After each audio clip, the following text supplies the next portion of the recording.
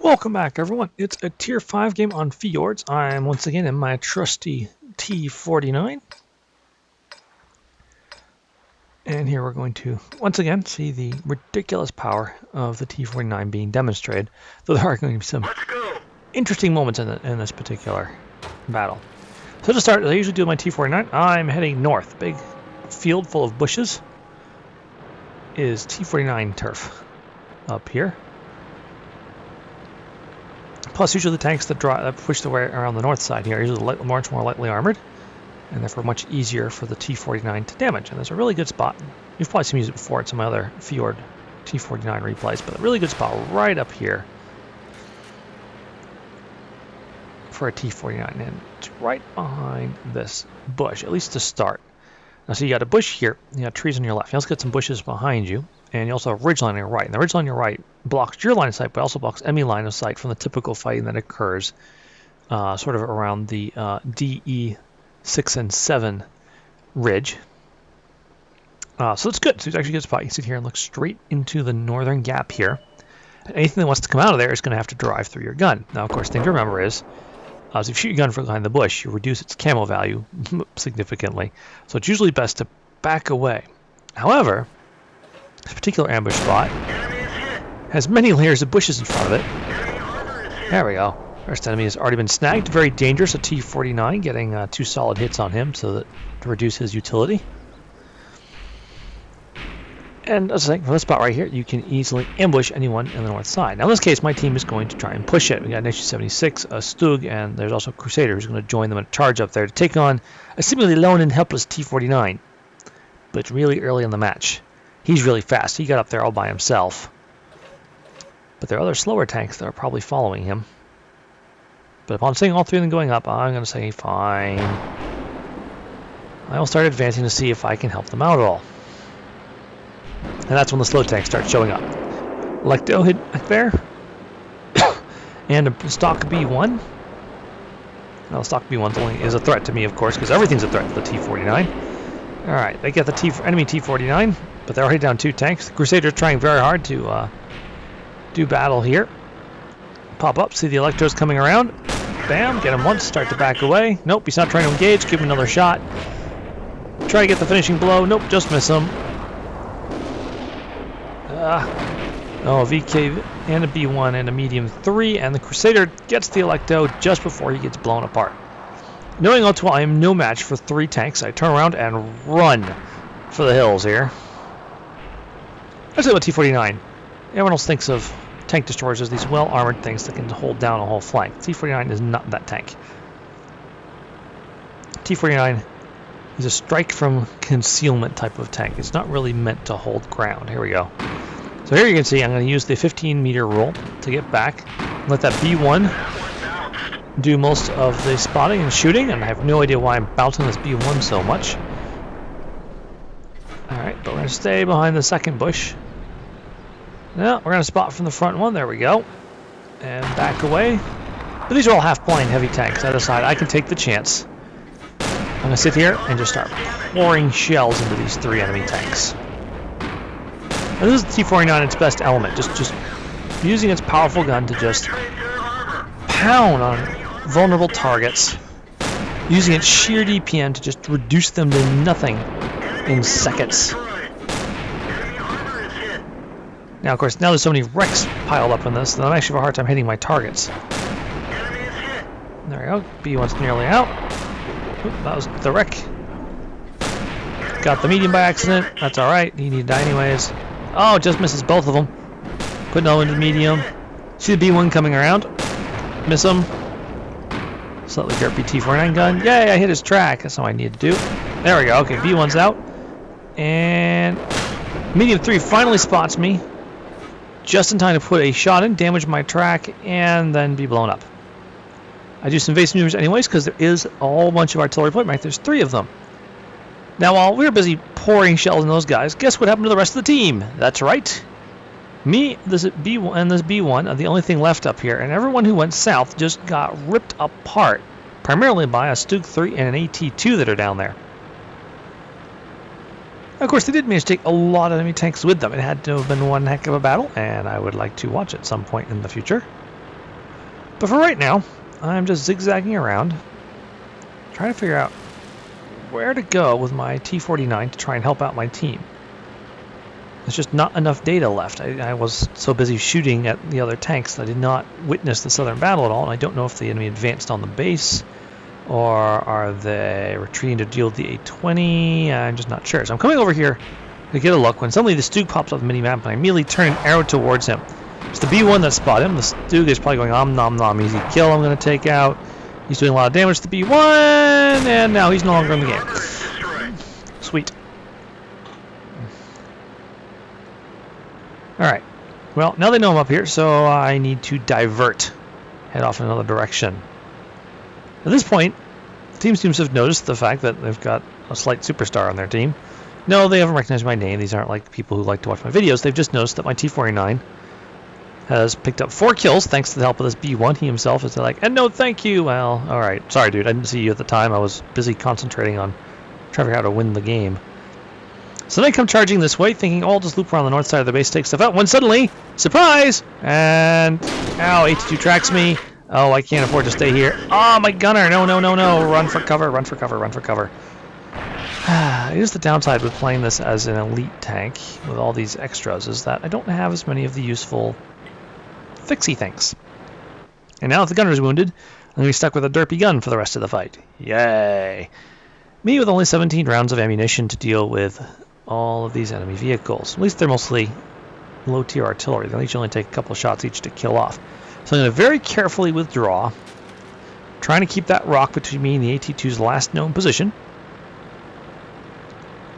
And we're going to loop south. We're going to see if we can find anything more vulnerable further south and hope that the shadow of my presence helps pin the AT-2 in place, because a smart AT-2 driver knows that if a T49 is anywhere but directly in front of you, you're probably in trouble. I can see me reloading with regular ammunition from APCR because I'm not planning on dealing with the AT-2 quite yet. B1 meanwhile has come down here. I'm coming this way to... First thinking I'll go find out what's going on down his way. One of my players is like, oh, I want a T49 that's really fast. Yes, it is. Probably one of the best selling points of this tank is its sheer blinding speed. I warned the W2 that it has a pretty steep learning curve, because it does, but that's a very, very good tank. My very, very favorite.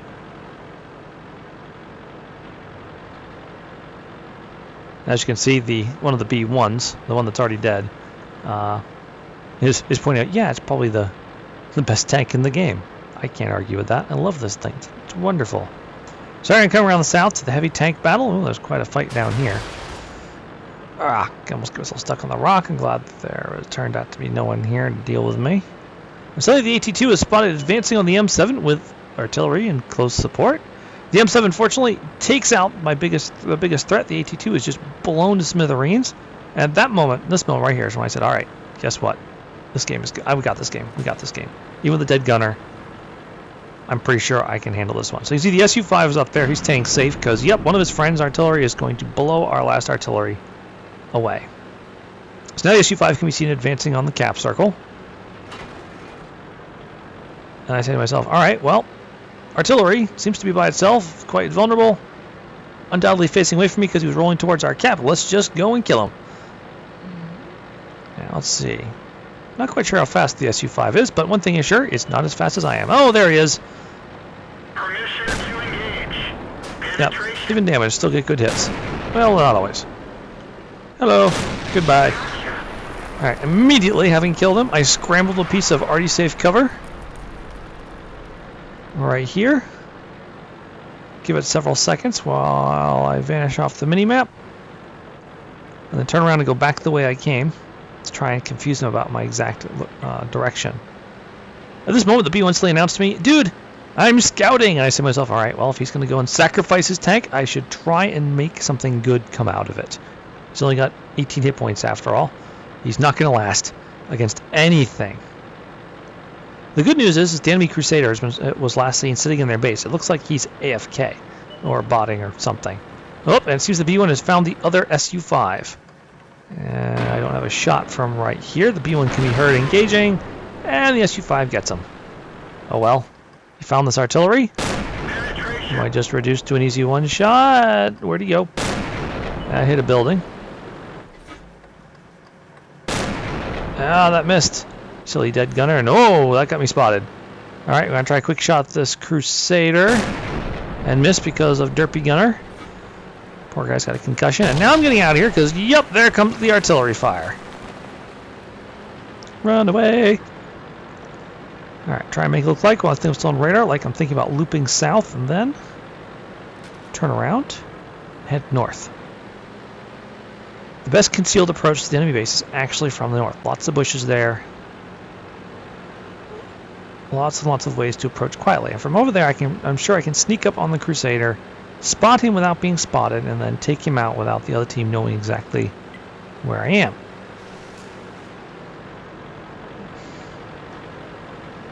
My team apparently really wants me to win this one. The B1s, they're like, if you can win this, it'll be totally worth all the shells I ate for you. Yes, B1, you did your job most nobly. At this point, the other team encourages me to give up. No, I don't think so. I've got 2 marks of excellence on this tank. I don't give up easy on the T49. Heck, I don't give up at all. Well, though I have at times seen odds that me look at and go, yep, odds of success probably measured in decimal point after decimal point and a whole bunch of zeros in percentile. So the B1 says, okay, Artie's going kill him, but you know, this is a T49, so a lot easier said than done. And, okay, it's easy to kill once you find it, but their only good scout is AFK. After that, it's just the Arties themselves. And well, I have enough experience with T4. I know I can do things kind of like this. Where's that Crusader? Where's that Crusader? There's that Crusader. Okay. Back away until I'm sure I got fully concealment. There we go. It's all opaque. They're knocked out. That's one down. And success does not come on, so they did not spot me. Excellent. I try and type in all too easy because I'm trying to be intimidating. Take a quick peek over here. Nothing pops up. Yeah, no Sixth Sense either. B1 warns me there's only 3 minutes left, which I'm most thankful because honestly I'd lost track of time. Yeah, okay, don't see him from the bush here, so we start carefully advancing, looking for the artillery, and spot that Su-5 almost exactly where we last saw him. There's a bush here, you might not be able to see me.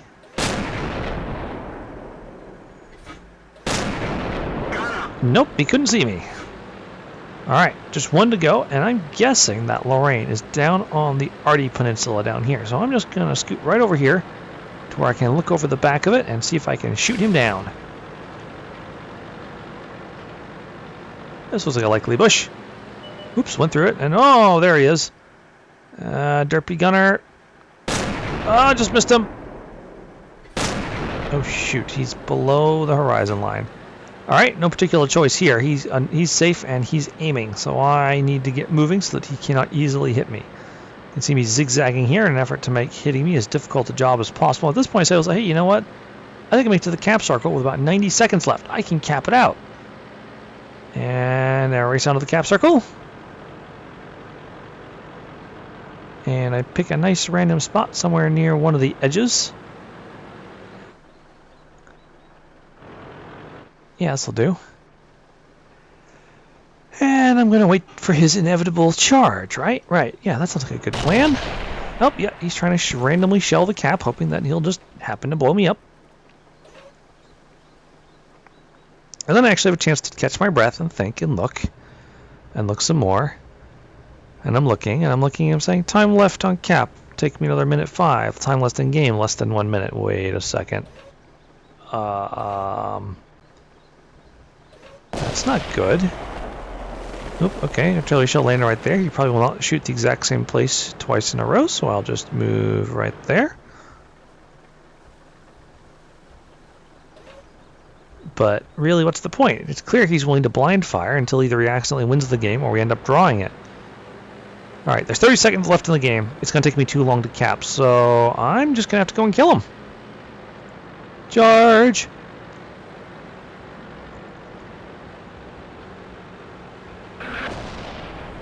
Huh. I left the cap and he still shot at it. I guess he's tired or something. All right, well, there he is. Ready to fire. Ooh, good lucky shot in the first one.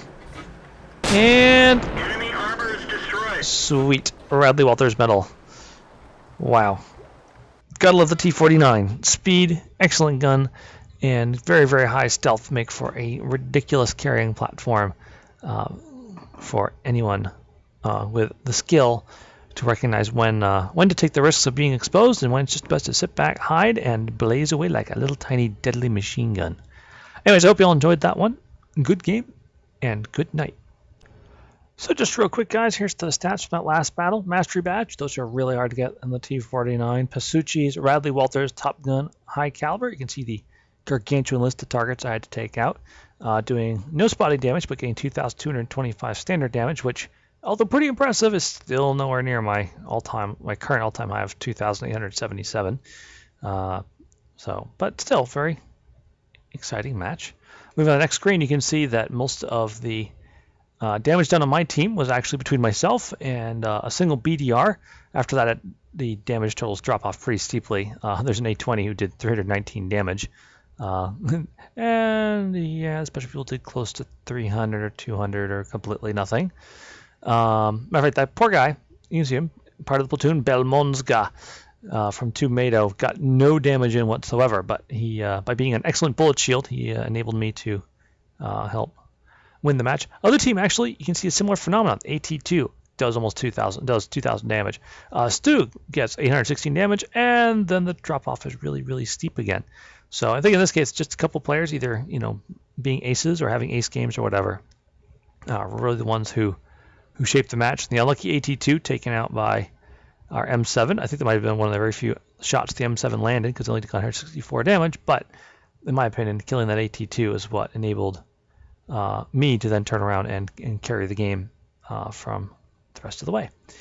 And of course, my own personal screen, I'll say here that hasn't already been said. Fire double stun ammunition, did 2,225 damage. Most of it at very close quarters, as you can see. There's no damage done from over 300 meters, and yet I spent a lot of that time shooting, not being observed.